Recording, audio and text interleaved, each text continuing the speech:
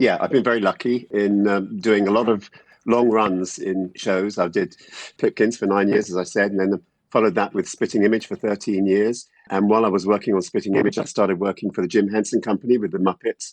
As you've said, it was Labyrinth was the first thing I did for them. And I did a sequence in the film called The Magic Dance, which is where he throws the baby in the air. It took us a week to shoot.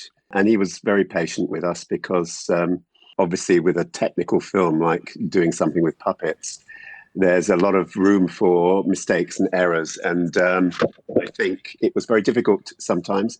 And he would do take after take. The other thing I was going to ask you about is, one of my favourite shows, not necessarily politically correct, but hilarious. And a friend of mine was in the original West End cast of Avenue Q, a guy called Sean Lloyd. And he said you worked as a consultant on that for quite some time. I did. In fact, it's been 10 years. Yeah, Sean was one of the first Bryans in the show. It ran in the West End for about 4.5 years. It was a parody of Sesame Street, definitely not for children.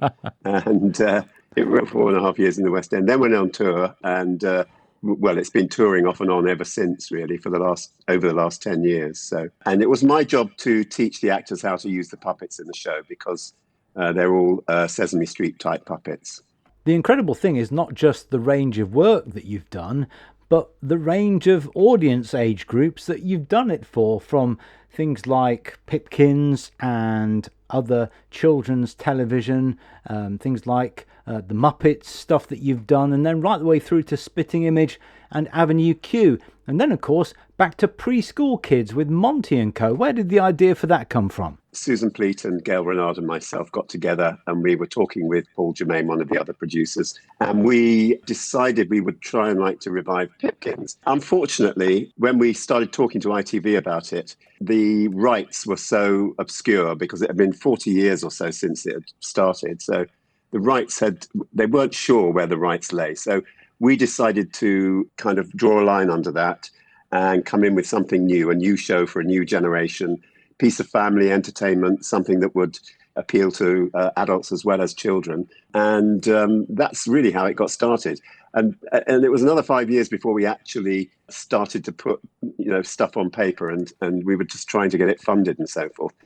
Eventually, we managed to do it, and the BBC decided to take it on board for CBeebies, which we were very grateful for. And the cast include the likes of former Coronation Street actress Sally Lindsay as well. So it's a great team, isn't it? Yeah, we were very lucky to get Sally. She voices one of the characters, Clock, which is a kind of grandmother clock. We have some great original music written by John Fenton Stevens, who has created 14 new songs for the series.